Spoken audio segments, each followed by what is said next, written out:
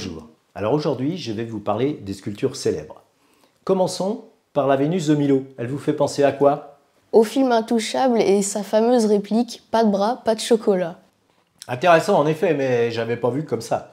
Passons à la statue de la liberté de Bartholdi. Où se trouve-t-elle? À New York. Nous avons l'original à Paris. D'ailleurs, le vrai nom de la statue, c'est La liberté éclairant le monde.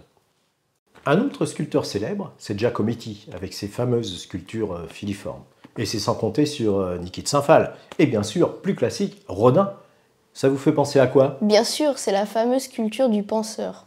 Très bien. D'ailleurs, allons jeter un coup d'œil dans son atelier.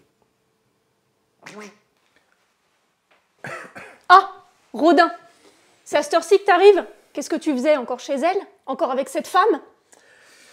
Camille, ce n'est pas aussi simple. Rose est une part de ma vie depuis longtemps. Depuis longtemps? Mais moi, je suis là maintenant. Tu m'as dit que j'étais ta muse. Tu m'as dit que je t'inspirais comme personne d'autre. Oui. Et pourtant, elle est toujours là, comme une ombre entre nous. Écoute-moi. Ce que j'ai avec toi est unique. Rien ne peut le remplacer. Mais Rose a été là dans les moments difficiles. Elle a tout sacrifié. Et moi alors?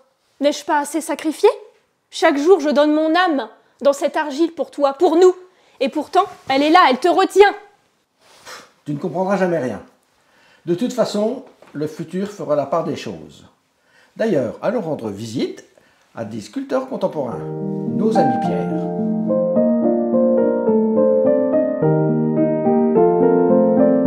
Bonjour Pierre. Bonjour Didier. Alors écoute, parlons un peu de ta passion finalement, qui est la sculpture. Et puis, il me semble que tu m'avais raconté qu'en fait tout venait un peu d'une anecdote, enfin si on peut appeler ça une anecdote. En fait, tout est joué déjà à la naissance, entre ce qui vous a précédé et ce que les parents vont faire de vous, et les projets qu'ils ont, et le positionnement qu'ils ont, et leur réalité, ce qui leur semble juste et légitime. Et ça permet de se construire, et vous avancez dans la vie comme ça. Alors moi, ça se passait pas très bien, au niveau des groupes, au niveau de l'école, moyennement, quoi. Et puis, à 50 ans, quelqu'un me met la main sur l'épaule et dit « Pierre, si c'est vous qui avez fait cette pièce-là, je vous expose. » À partir de ce moment-là, vous rencontrez quelqu'un qui a une lecture de ce que vous êtes, et qui vous propose un chemin. Et vous ne savez pas que c'est votre chemin, mais vous mettez ce chemin-là, et vous commencez à marcher. Et pour moi, le chemin, c'était la céramique, la poterie. Parce que c'était rapide, c'était très émotionnel, et ça permet de raconter beaucoup d'histoires avec un vocabulaire technique très, très réduit. Et de fil en aiguille, sur les 24 ans, je sens toujours être sur le même chemin. Je dis toujours les mêmes choses, mais différemment. Parce que je m'aperçois que la façon dont je modèle aujourd'hui n'a rien à voir avec la façon dont je modelais la Terre au départ. En plus, la Terre que j'utilise maintenant, une terre très, très particulière que j'ai composée pour résoudre tous les problèmes que j'ai rencontrés. Et donc la Terre aussi fait partie du vocabulaire d'expression, parce que sa densité, son grain, sa couleur, sa tenue, sa matière génère des émotions propres qui sont liées à la matière. Donc ensuite, si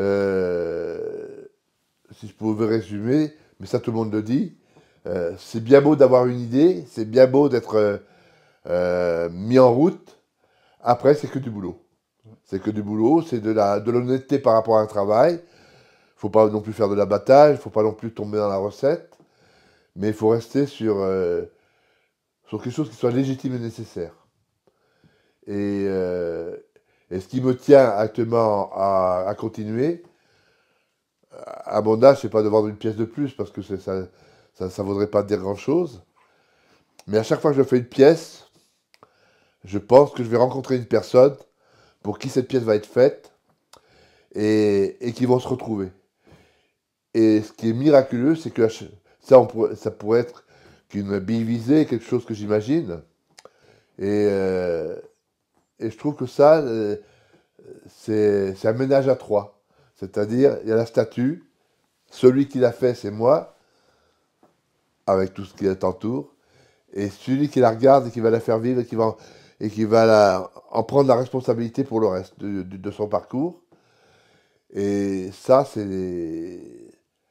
À chaque fois, je tends le dos parce que je trouve ça miraculeux que des gens qui ne se connaissent pas arrivent à se parler parce qu'il y a un élément commun. Et pour l'instant, ce miracle-là, eh bien, il dure depuis 24 ans. Et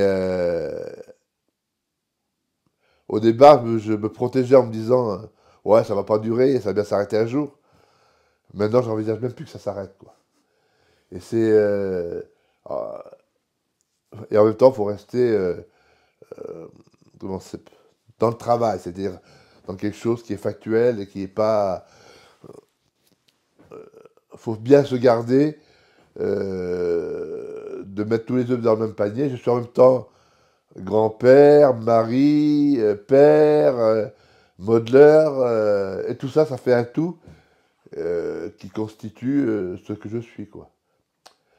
Le modelage, c'est qu'un aspect de ce que je fais, et les fêtes de famille, les anniversaires, l'évolution ou la scolarité de mes petits-enfants comptent tout autant, sinon plus, que ce que je peux mettre dans une statue.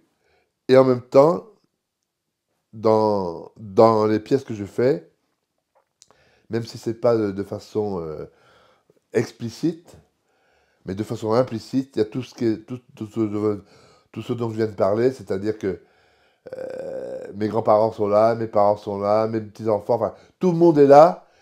C'est comme si on poussait un train et qu'on le faisait avancer, quoi. Si j'ai pas tout ça autour de moi, si je suis pas en bonne santé, par exemple, je suis incapable de travailler. Il faut vraiment un concours que tout soit aligné pour que j'ai l'esprit libre et que je ne sois pas préoccupé par telle ou telle chose, quoi. Merci Pierre pour ce magnifique petit exposé. Ben, c'est moi qui te remercie l'idée d'avoir pensé à moi.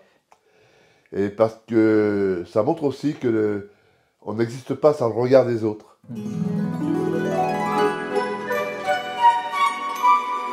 Bonjour Pierre.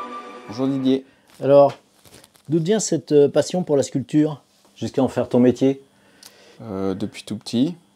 Et essentiellement, ça a vraiment grandi autour de l'adolescence.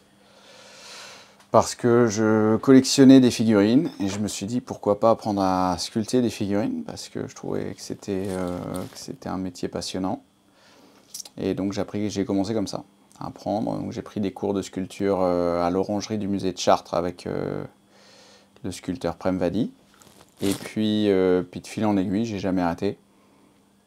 Et voilà, donc c'est vraiment, ça vient vraiment de l'enfance, des univers d'Heroic Fantasy auquel je m'adonnais et puis qui était une échappatoire à la réalité. Et puis voilà, donc c'est jamais parti.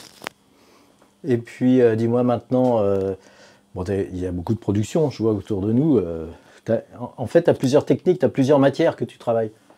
Je travaille beaucoup de choses. En fait, je travaille avec de l'argile principalement, soit que je moule, soit que je cuis. Et puis aussi l'impression 3D, donc la sculpture 3D et l'impression 3D combinée pour créer des choses qui prendraient trop de temps. Tu as suivi des cours au niveau des logiciels pour apprendre toutes ces J'ai appris tout techniques. seul. Et pour l'imprimante 3D, Pareil, j'ai acheté une première petite imprimante. J'avais un ami qui en faisait, qui s'était lancé, donc il m'a donné quelques conseils. Et puis sur la base de tout ça, bah, hop, on s'est lancé. Après, c'était de l'imprimante en résine liquide. Donc c'est un petit peu plus simple à mettre en place que l'imprimante filaire. Il y a moins de réglages. Donc en fait, on met le fichier, avec la clé USB, on lance l'imprimante et ça imprime. Donc si la préparation est bien faite, il n'y a pas très peu de marge d'erreur.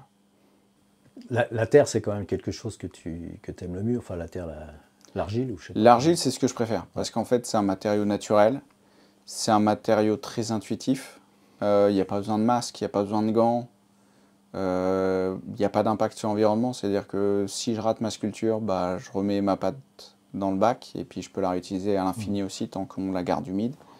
Je peux la cuire, et là, bah, elle gagne en solidité, et puis ça devient un matériau noble, la terre cuite aujourd'hui en sculpture. On peut la mouler, on peut faire à peu près tout ce qu'on veut avec. Il y a très peu de limites à part celle de la taille et de l'armature. C'est là que les nouvelles techniques d'impression 3D, de scan 3D libèrent un petit peu de la contrainte de l'armature. Mais voilà, ils ont fait par le passé d'énormes sculptures en bronze qui étaient à la base un modelage en argile. Donc en fait, c'est juste une question de savoir-faire. Après, je vois quand même que tu es assez orienté fantastique, je ne sais pas comment tu appelles ça exactement. Ouais, Heroic Fantasy. Ouais. Ça, c'est par rapport aux petites figurines que tu avais quand tu étais enfant? Tout à fait. C'est des univers auxquels je suis très attaché. Donc, les univers de Tolkien, l'univers de Warhammer qui a été créé par la société Games Workshop. Voilà, donc c'est tout un univers très riche, à la fois donc, de production moderne, et puis aussi dans le passé avec tous les contes et légendes dont on a hérité. Alors tous ceux qui sont issus de la culture celtique, bretonne, irlandaise avec les léprochaunes, les corrigans. Et puis toutes les légendes, la légende du Gévaudan, Mélusine, voilà. Puis encore après toute l'Antiquité où là on a aussi des héros qui combattent des monstres en fait. Donc c'est quelque chose je pense qui a toujours existé, qui permet de raconter des histoires, de transmettre des valeurs, donner du sens à l'héroïsme en fait, puisque les héros ils vont se battre pour leur propre vie, contre des dieux, pour les autres, pour amener quelque chose de mieux. Donc c'est un univers assez passionnant, très riche, et qui a été oublié pendant longtemps, je pense. Et tes projets Alors là, le projet, c'est de créer pour l'année prochaine, alors d'arriver à créer une nouvelle exposition donc avec des pièces déjà produites, mais toute une partie de nouvelles pièces, donc pareil sur l'Heroic Fantasy, avec beaucoup plus sur la Bretagne, avec des corrigans un peu plus joyeux aussi. Et puis dans tout ça, de créer une installation qui serait un cabinet de curiosité Heroic Fantasy, avec tout un tas de choses, tout un tas d'objets mystérieux, et de placer tout ça dans une pièce que je vais construire en fait. Donc tout ça va être mis avec des livres, avec tout un tas de... Ça va vraiment être très fourni, comme ce qu'on peut attendre d'un cabinet de curiosité, comme si c'était celui d'un mage, ou toute une ambiance pour en fait plonger le spectateur quelque part, alors qu'il n'y a que quelques objets, voilà, faire travailler l'imagination, la curiosité. Donc on va essayer de faire quelque chose d'une expérience sensorielle, auditive, visuelle. Et ça sera où? Alors pour l'instant, j'ai pas de lieu. Pas de lieu. Faut déjà que je crée tout ça. Ça va être pas mal de boulot. Je vais utiliser l'impression 3D pour créer des éléments de décor. Et puis, il va falloir que je sculpte beaucoup de petits éléments, plus toutes les autres sculptures qu'il va y avoir un peu autour. L'idée, ce serait d'exposer à Cidre et Dragon, qui est le plus gros festival médiéval fantastique de France. Bah écoute, bonne chance. Merci beaucoup. Bon projet. Ouais. Et puis, merci Pierre pour toutes ces petites explications. Merci Didier pour ton intérêt et puis d'être venu nous voir aujourd'hui. Et à très bientôt. À bientôt. Allez, ciao. Ciao. D'ailleurs, allons vite. Allons, merde. Oui, mais ça, moi, je suis pas là quand il dit ça, si. Si, non, mais... tout seul pour dire ça. Ouais, de toute façon, la statue de la liberté de Bartholdi, où est-elle passée? Où non. Ils l'ont volée. Ils l'ont volée. Mais moi, je suis là maintenant.